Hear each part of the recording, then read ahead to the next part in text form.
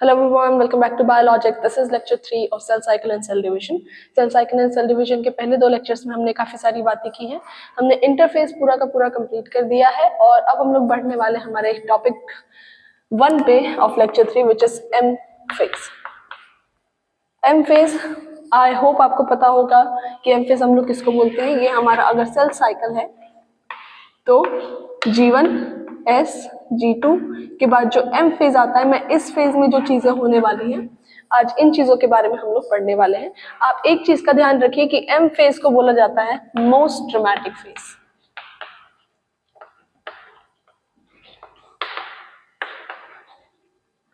Most dramatic phase of entire cell cycle. Entire cell cycle में सबसे ज्यादा dramatic phase है ये. क्यों? क्योंकि इसके अंदर बहुत सारी चीजें हो रही थी. जैसे कि आपके क्रोमैटिन जो है, आपका DNA plus histone proteins plus non histone proteins, ये वो सारी चीजें जो जितने भी हैं, ये क्रोमैटिन मटेरियल आपका कंडेंस होकर क्या बनाएगा, क्रोमोसोम बनाएगा. चीजें डिसअपियर होंगी, फिर रीअपियर होंगी, फिर उसके बाद 2 सेल बन के आएंगे. तो काफी सारी चीजें इस फेज में आप हम लोगों को देखने के लिए मिलती है. इसलिए हम लोग बोलते हैं कि ये कैसा है, मोस्ट ड्रामेटिक फेज है. उसके बाद एम फेज की अगर मैं बात करूं तो M phase is divided into 2 part. 2 part बोले तो पहला है हमारा कैरियोकाइनेसिस और दूसरा है हमारा साइटोकाइनेसिस. अब कैरियोकाइनेसिस और साइटोकाइनेसिस क्या है ये मैंने आपको पहले भी बता दिया है, लेकिन अगर किसी ने नहीं देखा है तो मैं यहाँ पे भी बता देती हूँ. कैरियो मतलब होता है न्यूक्लियस, ठीक है, और काइनेसिस होता है डिवीजन. तो अगर मैं इन दोनों को मिला दूं तो बनेगा न्यूक्लियर डिवीजन.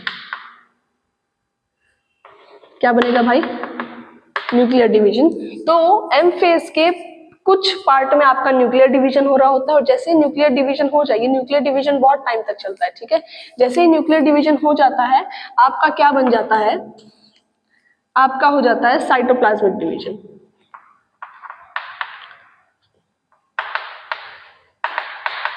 और जैसे ही साइटोप्लाज्मिक डिवीजन हो गया, क्या 1 से 2 सेल बन जाएंगे? बिल्कुल बन जाएंगे. तो यहाँ पे दो तरह से हमारा जो है एम फेज होता है. अब अगर मैं एम फेज की बात करूं तो यहाँ पे कैरियोकाइनेसिस में भी कुछ दूसरे फेजेस होते हैं, जिनमें पहला फेज होता है हमारा प्रोफेज, ठीक है. मैं अभी माइटोसिस की बात कर रही हूँ. हम लोग जब मियोसिस पढ़ेंगे तो प्रोफेज 1, एक्चुअली जब हम लोग मियोसिस पढ़ेंगे तो हमको आएगा मियोसिस 1 और मियोसिस 2, जिसमें प्रोफेज 1 में और भी काफी सारे क्या है फेजेस है, लेकिन अभी हम लोग फिलहाल माइटोसिस पे फोकस करते हैं.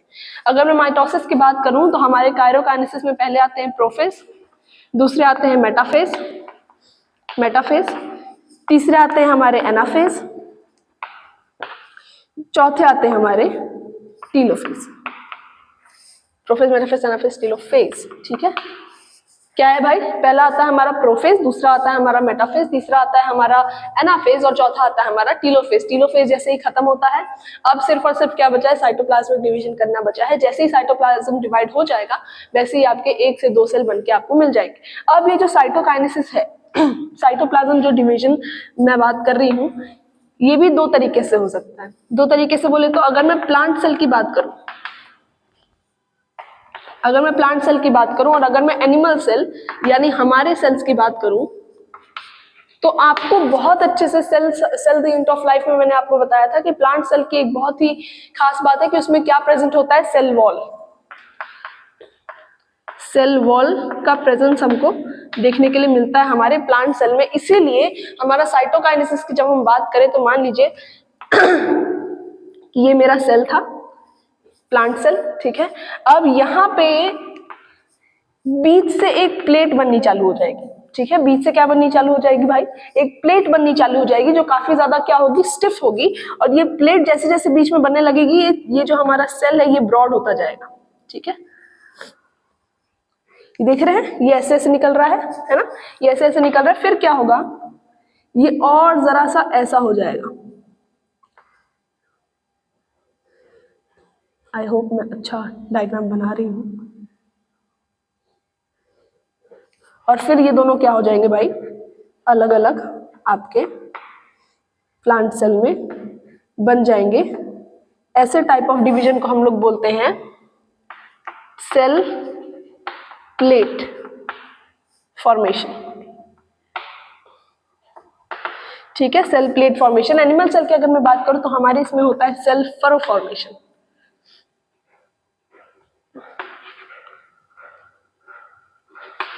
क्योंकि हमारे पास सेल वॉल नहीं होती, हमारे पास होता है सेल मेम्ब्रेन, जो कि काफी ज्यादा क्या है, फ्लेक्सिबल है। तो मान लीजिए, excuse me, I am sorry, ठीक है, मान लीजिए कि ये आपका क्या है, आपका है एनिमल सेल। ठीक है, एनिमल सेल के बाहर ये जो लेयर आपको दिख रही है, बाहर की लेयर, ये बाहर की लेयर जो आपको दिख रही है, ये क्या है, आपका सेल मेम्ब्रेन। अब क्योंकि मैंने बोला सेल मेम्ब्रेन काफी फ्लेक्सिबल होता है ना, उसका नेचर कैसा होता है, इस बारे में हमने काफी सारी बातें की है cell the unit of life में। तो ये जो सेल है, अगर मान लीजिए इसके अंदर सारा न्यूक्लियर डिवीजन हो गया है और इसको भी सिर्फ क्या करना है, साइटोप्लाज्मिक डिवीजन यानी कि साइटोकाइनेसिस अगर करना है, तो ये अपने आप में ऐसे ऐसे ऐसे ऐसे अंदर जाने लगेगा, जाने लगेगा, जाने लगेगा। ऊपर वाला फरो जब नीचे वाले फरो को ऐसे ज्वाइन करेगा तो दो सेल क्या हो जाएंगे, अलग हो जाएंगे। बताती हूँ क्या बोल रही हूँ। ये एक सेल था, इसने सारा का सारा कैरियोकाइनेसिस कंप्लीट कर लिया है। ठीक है, अब ये ऐसा कुछ फरो बनाना चालू करेगा। ठीक है, फिर ये फरो क्या हो जाएगा, बहुत डीप में हो जाएगा, और ये आखिरी जाके दो टाइप ऑफ, मतलब दो सेल आपका क्या कर देगा, बना देगा। आई होप आपको इतनी बातें समझ में आई होगी।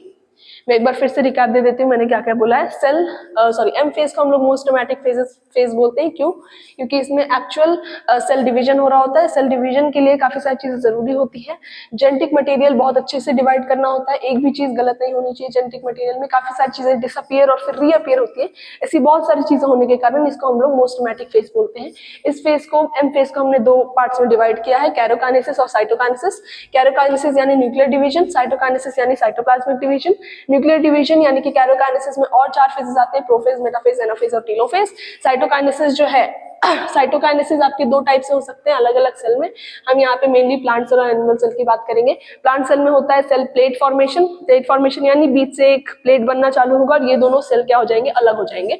और अगर हमारी बात करें, एनिमल सेल की बात करें, तो एनिमल सेल में होता है फरो फॉर्मेशन, यानी कि एक सेल के बीच में फरो बनना चालू करेगा। ये दोनों फरो जब एक दूसरे को ज्वाइन कर देंगे तो दो सेल हमारे बन के आ जाएंगे। आई होप आपको इतनी बात समझ में आई होगी। इसको लिखिए, फिर बढ़ते हैं आगे। चलिए, आई होप आपको लास्ट स्लाइड समझ में आई होगी। बढ़ते हैं नेक्स्ट स्लाइड के ऊपर, जिनमें हम लोग पढ़ने वाले हैं सबसे पहले फेज के बारे में, जिसका नाम है प्रोफेज। जिसका नाम क्या है भाई, प्रोफेज। अब देखिए, पहले हम लोग ना प्रोफेज, मेटाफेज, एनाफेज, टेलोफेज, इन चारों फेजेस के बारे में हम लोग कुछ चीजें लिखेंगे। उसके बाद हम इन चीजों को पढ़ेंगे डायग्राम के थ्रू। ठीक है, क्योंकि डायग्राम के थ्रू चीजें याद करना काफी ज्यादा क्या होता है, इजी होता है। अब प्रोफेज की अगर मैं बात करूं तो prophase is the first phase in karyokinesis. ये लिखने की बात नहीं है, आपको याद रहना चाहिए। ठीक है, लेकिन लिखने की बात यहाँ पे क्या है कि क्रोमैटिन, ठीक है, क्रोमैटिन मटेरियल या फिर आप बोल सकते हो genetic material start to condense. ठीक है, यहाँ पे हम लोग क्या लिखेंगे, जेनेटिक मटेरियल या फिर क्रोमैटिन स्टार्ट टू कंडेंस। ठीक है भाई, क्या लिखा मैंने, क्रोमैटिन मटेरियल या फिर genetic material start to condense, यानी कि अब मैं यही बना देती हूँ। ठीक है, डायग्राम, ये डायग्राम आपको एनसीईआरटी में भी मिल जाएगा।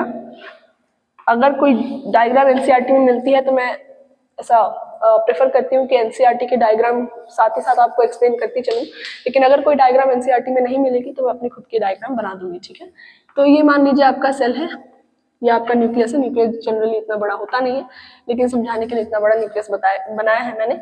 साथ ही साथ यहाँ पे काफी सारे आपके क्या होंगे, ऑर्गेनल्स। ऑर्गेनल्स मैंने अगेन बनाए नहीं, लेकिन आपको समझना है कि यहाँ पे है ऑर्गेनल्स। ठीक है, मैं क्या बना रही हूँ आपको बड़े आराम से मैं बताऊंगी।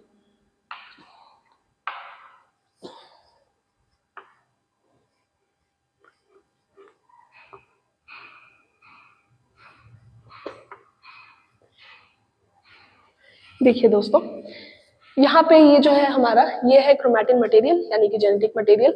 अब ये जो है ना, ये स्टार्ट टू कंडेंस होने लगते हैं। और मैंने आपको इससे पहले वाले लेक्चर में बताया था कि जब हमारा क्रोमैटिन मटेरियल कंडेंस होता है, कंडेंसेशन करता है, तो ये हमारा बना लेता है क्या, क्रोमोसोम। ठीक है, क्रोमोसोम के बारे में मैंने आपको सारी चीजें बता दी है cell the unit of life में। ठीक है, तो क्रोमैटिन मटेरियल जब कंडेंस होगा तो क्या बना देगा, क्रोमोसोम। यानी बेसिकली आपने क्या किया कि आपने एक धागा लिया, ठीक है, धागे को बहुत ज्यादा बहुत ज्यादा बहुत ज्यादा बहुत ज्यादा रोल किया, बहुत ज्यादा रोल किया और कुछ ऐसा शेप दे दिया। ठीक है, कुछ ऐसा शेप दे दिया जिसको आप क्या बोलने लगे, क्रोमोसोम बोलने लगे। तो यहाँ पे जो सबसे पहली चीज होती है, ये होती है genetic material start to condense. ठीक है, दूसरी चीज यहाँ पे जो होती है, nuclear membrane start to disappear। ठीक है, न्यूक्लियर मेम्ब्रेन क्या हो जाएगी, डिसअपियर होना चालू हो जाएगी, यानी या फिर बेहतर तो यही होगा कि आप बोलें कि न्यूक्लियर मेम्ब्रेन जो है वो टूटना चालू कर देगी, यानी डिसइंटीग्रेशन ऑफ न्यूक्लियर मेम्ब्रेन क्या हो जाएगा, शुरू हो जाएगा। ये हमारी न्यूक्लियर मेम्ब्रेन थी। अब देखिए डबल मेम्ब्रेनस होता है, आपको याद रहना चाहिए, लेकिन मैंने यहाँ पे बनाया नहीं, ठीक है। तो इसका मतलब ये नहीं कि न्यूक्लियर मेम्ब्रेन में सिर्फ एक ही मेम्ब्रेन होती है, आपको सारी चीजें मैंने सेल यूनिट ऑफ लाइफ में बड़े आराम से आपको बताई है। तो यहाँ पे अगर मैं बात करूँ न्यूक्लियस की, तो यहाँ पे न्यूक्लियस हमारा क्या होने लगता है, टूटना चालू होने लगता है, यानी disintegration of nuclear membrane start हो जाता है। तीसरी चीज जो यहाँ पे होती है, centriole start to move towards opposite poles। ठीक है, centriole start to move toward opposite pole. मैंने आपको बताया था कि आपका जो इंटरफेज है, इंटरफेज में जो आपका जीवन फेज है, जीवन फेज में आपका क्या हो जाता है, सेंट्रियोल डुप्लीकेट हो जाता है। तो डुप्लीकेशन के बाद अगर मेरा एक सेंट्रियोल यहाँ था, ठीक है, और दूसरा भी सेंट्रियोल यहीं पे था, तो एक सेंट्रियोल इधर मूव करेगा, एक सेंट्रियोल इधर मूव करेगा, यहाँ पे आके एक बैठ जाएगा, ठीक है, और यहाँ पे आके एक बैठ जाएगा। आई बात समझ, आई बात समझ। अगर यहाँ पे प्रेजेंट होगा तो एक इधर चला जाएगा, एक इधर चला जाएगा, बेसिकली पोल पे जाना है भाई। आई बात समझ, पोल पे जाना है, ठीक है। Centriole start to move toward opposite pole. उसके बाद चौथी चीज यहाँ पे लिख लीजिए। देखिए मैंने आपको फिर से एक बार बताया था कि अगर एक आध बार थोड़ी सी कह सकते हैं आपकी ऑर्गेनेल में अगर गलती से एक दो ऊंच नीच हो जाए कि हाँ एक को ज्यादा मिल गया, एक को थोड़ा सा कम मिल गया, ऑर्गेनेल, माइटोकॉन्ड्रिया, क्लोरोप्लास्ट, तो इन सब चीजों में चल जाता है ना। लेकिन अगर एक क्रोमोसोम कम ज्यादा मिल गया तो हमारे सेल को बिल्कुल भी पसंद नहीं है वो चीज कि मेरे जेनेटिक मटेरियल के साथ कोई भी खिलवाड़ हो, और कोई भी नहीं सहेगा, क्योंकि genetic material is the most important thing of a cell. ठीक है, जेनेटिक मटेरियल से कोई भी खिलवाड़ किसी भी सेल को अच्छा नहीं लगता है। तो जब ये जेनेटिक मटेरियल जब कंडेंस होकर क्रोमोसोम बनाते हैं, तो ये क्रोमोसोम को जब अपोजिट पोल पे खींचना होगा तो बीच में कोई भी हिंड्रेंस नहीं चाहिए, बीच में कोई भी हिंड्रेंस नहीं चाहिए जिसकी वजह से हमारा कुछ भी लॉस हो, कुछ भी प्रॉब्लम हो। इसलिए हम लोग क्या करेंगे, बीच में आने वाले जितने भी ऑर्गेनेल्स हैं, बीच में आने वाले जितने भी ऑर्गेनेल्स हैं, इनको क्या करवा देंगे, डिसअपियर करवा देंगे। यानी organelles like endoplasmic reticulum, Golgi body, nucleolus, etc. start to disappear। ठीक है, ये लोग क्या हो जाएंगे, डिसअपियर होना स्टार्ट हो जाएंगे। आई होप आपको इतनी बातें समझ में आई होगी। ये होता है हमारे प्रोफेज में। अब क्या हुआ, अब क्या हुआ भाई, ये है हमारा अर्ली प्रोफेज से हम लोग आ गए लेट प्रोफेज में। आई बात समझ। यानी अगर आपको क्वेश्चन आए कि भाई बताइए कि अर्ली प्रोफेज में कौन सा इवेंट होता है, तो सबसे पहला तो मैंने इस ढंग से आपको लिख के दिया है कि आप अर्ली प्रोफेज और लेट प्रोफेज में क्या क्या चीजें हो रही है, ये आप बहुत अच्छे से क्या कर पाए, डिफरेंशिएट कर पाए। मैंने जितना हो सके आपको अच्छे से अच्छा नोट देने की कोशिश की है, ये आप लिख लीजिए। उसके बाद हम लोग आगे बढ़ते हैं। चलिए, आई होप आपको लास्ट स्लाइड समझ में आई होगी। बढ़ते हैं नेक्स्ट स्लाइड के ऊपर, जिसमें हम लोग पढ़ने वाले हैं हमारे मेटाफेज के बारे में।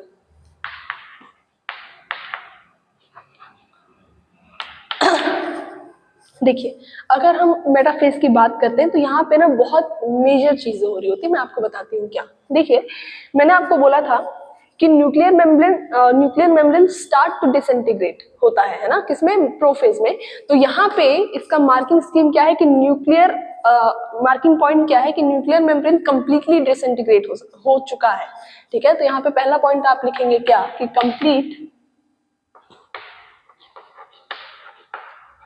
disintegration of nuclear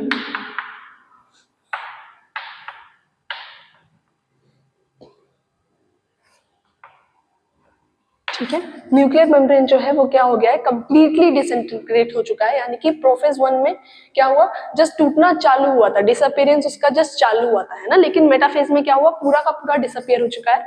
अब बिल्कुल भी आपको न्यूक्लियस का कोई भी पार्ट कहीं भी देखने नहीं मिलेगा आपके सेल के अंदर। यहाँ भी हम लोग early metaphase to late metaphase जाने वाले हैं, ध्यान से सुनिए। उसके बाद दूसरी चीज यहाँ पे क्या हो जाती है कि कंप्लीट कंडेंसेशन ऑफ क्रोमोसोम, ठीक है।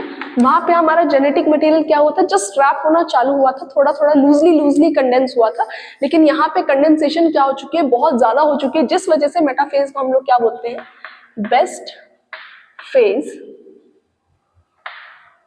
टू स्टडी द मॉर्फोलॉजी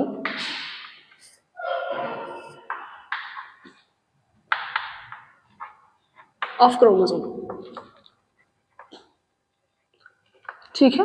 यहाँ पे आप क्रोमोसोम की स्टडी, क्रोमोसोम के मॉर्फोलॉजी की, यानी क्रोमोसोम का बाहरी स्ट्रक्चर कैसा दिखता है, इसको अगर आपको पढ़ना है तो metaphase is the best phase, ठीक है। यहाँ पे क्यों, रीजन यहाँ पे लिखा हुआ है कि यहाँ पे कंप्लीट कंडेंसेशन हो जाता है किसका, क्रोमोसोम का। प्रोफेज में भी आपको कंडेंस्ड क्रोमोसोम मिलेंगे, लेकिन वो इतने ज्यादा कंडेंस नहीं होते, लेकिन मेटाफेज की अगर हम बात करें तो फुली कंडेंस्ड, ठीक है ना, टाइटली कंडेंस्ड आपको क्रोमोसोम देखने के लिए मिलते हैं किसमें, आपके मेटाफेज में। तीसरी चीज आप यहाँ पे लिखेंगे कि chromosomes are in the cytoplasm of the cell, ठीक है। पहले जो आपके क्रोमोसोम थे उनका कंडेंसेशन किस में स्टार्ट हुआ था भाई, न्यूक्लियर मेम्ब्रेन जो टूट रही थी उसके अंदर, ठीक है ना। तो हम ये नहीं बोल सकते कि साइटोप्लाज्म में था आपका सेल, लेकिन अब क्योंकि आपका न्यूक्लियर मेम्ब्रेन पूरा का पूरा डिसइंटीग्रेट हो चुका है, तो अब हम बोल सकते हैं कि आपका जो क्रोमोसोम है वो किस में आ चुका है भाई, आपके साइटोप्लाज्म में आ चुका है। अब बहुत इंपॉर्टेंट चीज, chromosomes are arranged at the equatorial plate, equatorial plate या फिर मेटाफेज प्लेट भी आप उसको बोल सकते हैं। ये क्या मैं लिख रही हूँ, इसको तो मैं आपको डायग्राम के थ्रू आपको बताने वाली हूँ, ठीक है। उसके बाद चौथी चीज, चौथी नहीं पांचवी, है ना, पांचवी चीज जो मैं आपको बताने वाली हूँ, हमने पढ़ा था कि एस फेज में क्या होता है कि आपका एस फेज में, मैंने शायद लास्ट स्लाइड में जीवन फेज बोल दिया है ना, जीवन नहीं एस फेज, ठीक है।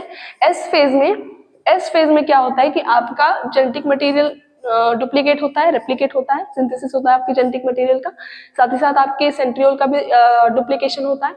हमने सेंट्रियोल के बारे में एक और चीज पढ़ी थी cell the unit of life में, कि आपके सेंट्रियोल से क्या निकलने लगते हैं, स्पिंडल फाइबर्स निकलने लगते हैं। और हमने काइनेटोकोर के बारे में पढ़ा था कि kinetochore serves as the site of attachment of spindle fibre to the centromere, है ना, यानी कि काइनेटोकोर जो है वो सेंट्रोमियर को और स्पिंडल फाइबर को अटैच करवाता है, यानी serves as a site of attachment, है ना, एक अटैचमेंट की साइट जैसा वो क्या करता है, बिहेव करता है। तो यहाँ पे आप लिखेंगे स्पिंडल फाइबर फ्रॉम सेंट्रियोल, या फिर ऐसे लिखते हैं arising from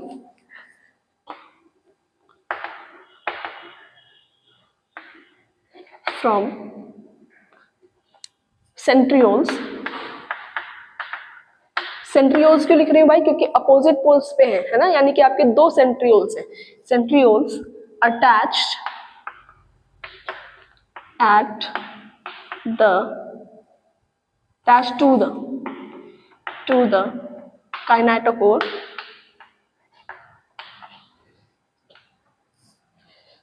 of centromere of a chromosome। अब मैं क्या बोल रही हूँ, बड़े आराम से सुनिएगा। ये देखिए, ये है मेरा क्रोमोसोम, ठीक है। डिस्क शेप स्ट्रक्चर को मैं काइनेटोकोर बोल रही हूँ, ठीक है। मैंने कहा कि एक आपका सेंट्रियोल है एक पोल पे, दूसरा आपका सेंट्रियोल है दूसरे पोल पे। हर सेंट्रियोल से एक स्पिंडल फाइबर निकल रहा है, कहाँ अटैच हो रहा है आपके, कहाँ अटैच हो रहा है, काइनेटोकोर पे। यहाँ से भी एक स्पिंडल फाइबर निकलेगा, कहाँ अटैच होगा, काइनेटोकोर पे, ठीक है। अब मैंने आपको बड़े आराम से यहाँ पे समझाना है। मैंने एक गोला बनाना है, पहले एक गोला बना लेते हैं, ठीक है। यहाँ पे मैं आपको क्या दिखाऊंगी, यहाँ पे चलिए मैं आपको नॉर्मल ऐसी चीज दिखा देती हूँ। ये अगेन आपको मिल जाएगा किसमें भाई, आपके एनसीईआरटी में।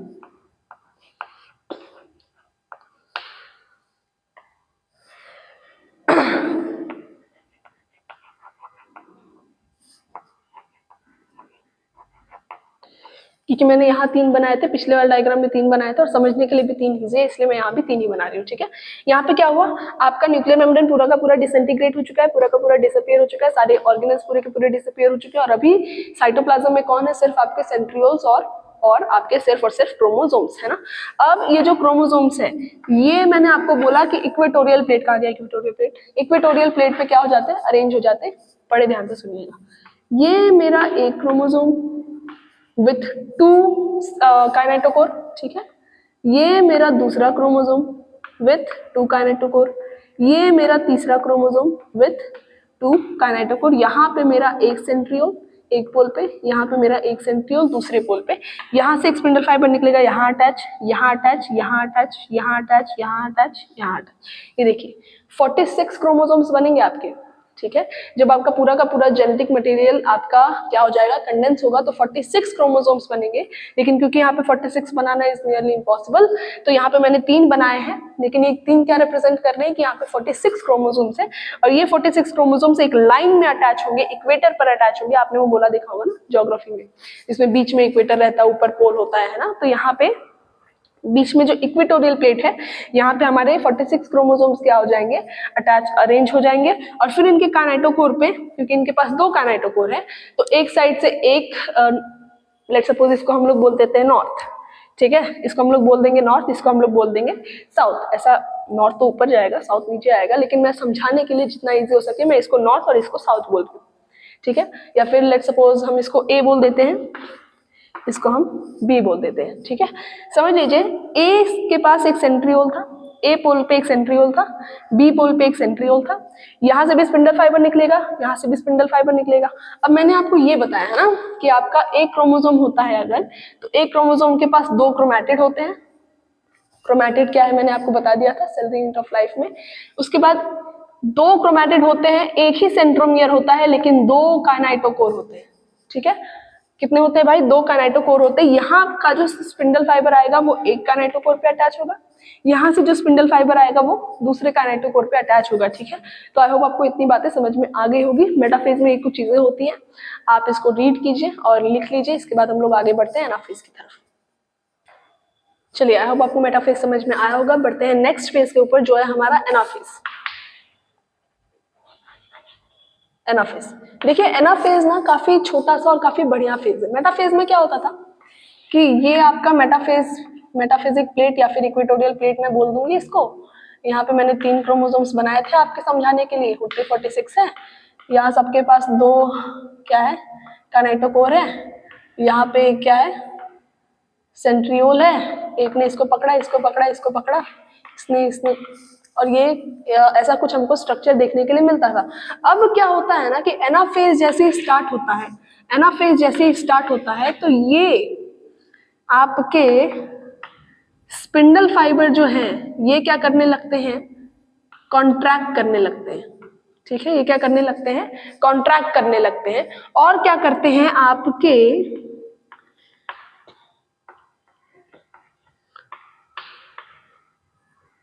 आपके बहुत प्यारे क्रोमैटिड्स को एक दूसरे से अलग कर देते हैं। और मैंने आपको एक और चीज बताई थी बहुत पहले, काफी पहले वाले चैप्टर में, काफी पहले क्या, लास्ट वाले चैप्टर में, कि इसको हम लोग क्रोमोसोम बोलते हैं दोस्त, इसको हम लोग बोलते हैं chromatid.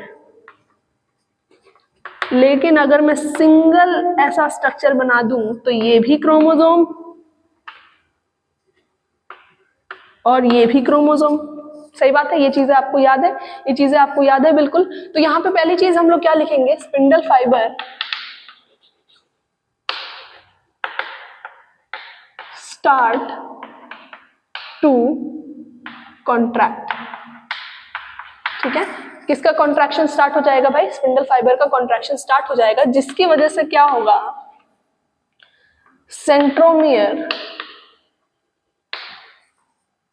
is split into half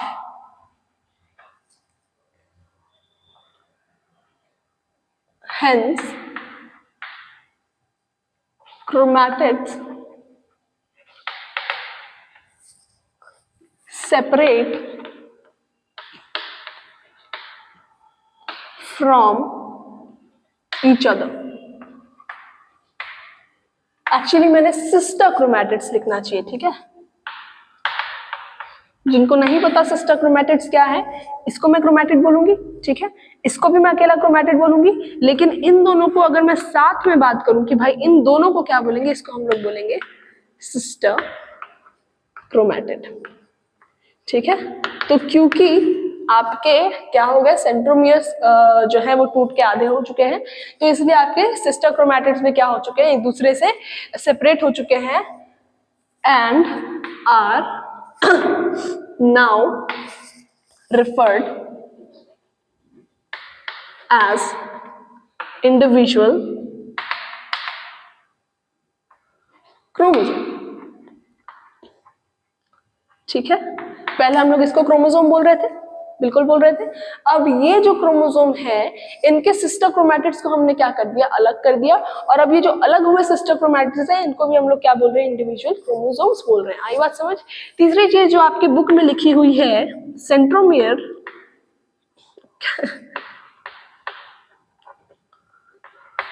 is directed towards the pole and arms with, ठीक है, मुझे एग्जैक्ट सेंटेंसेस तो याद रहती नहीं है, with arms trailing behind, ठीक है, ऐसा कुछ स्ट्रक्चर। देखिए ये जो आपका सेंट्रोमियर है आधा कटा हुआ, ये पोल की तरफ डायरेक्टेड है, और इसके आर्म्स कैसे हैं भाई, पीछे है ना, यानी ट्रेलिंग बिहाइंड। ये वाला जो क्रोमोसोम, ये वाले जो क्रोमोसोम का सेंट्रोमियर है आधा टूटा हुआ, ये क्या कहाँ डायरेक्टेड है भाई, पोल की तरफ, और इसके आर्म्स कैसे हैं, पीछे। इसलिए क्या बोल रहे हैं कि centromeres is directed towards the pole, centromeres are बोलना चाहिए, ठीक है। Centromere is directed towards the pole with arms trailing behind. आई बात आपको समझ, ठीक है। इतनी बात अगर समझ में आई है तो टीलोफेज बहुत इजी है, इसको लिखिए, फिर आगे बढ़ते हैं। चलिए बढ़ते हैं हमारे आज के आखिरी टॉपिक के ऊपर, जिसका नाम है टीलोफेज, ठीक है। अब ये जो टीलोफेज है ना भाई, ये ना बिल्कुल अपोजिट बिहेव करता है किसके, आपके प्रोफेज के। प्रोफेज में जो भी चीजें हो रही थी, यहाँ पे उसकी जस्ट क्या होंगी, अपोजिट। जैसे कहने का मतलब क्या है कि अगर आपके प्रोफेज में न्यूक्लियर मेम्ब्रेन डिसअपियर हो रहा था, तो यहाँ पे क्या हो जाएगा, रीअपियर हो जाएगा।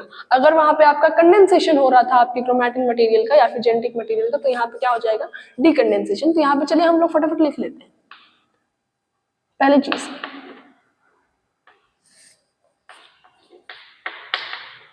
nuclear membrane reappear around the cluster of chromosomes at pole, ठीक है।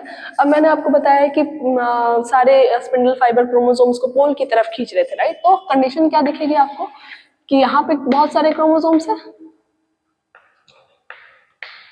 यहाँ पे बहुत सारे क्रोमोसोम्स है भाई, ठीक है, और यहाँ पे बहुत सारे क्रोमोसोम्स है, ठीक है, यहाँ पे बहुत सारे क्रोमोसोम्स है।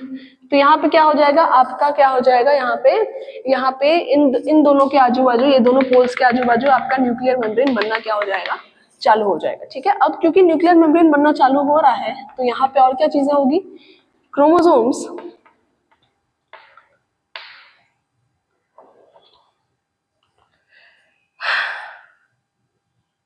अरे यार मैं क्रोमोसोम की स्पेलिंग भूल गई,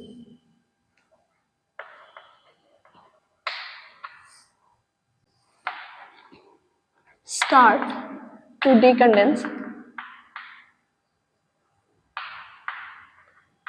and form and lose their individuality, लिख लेते हैं,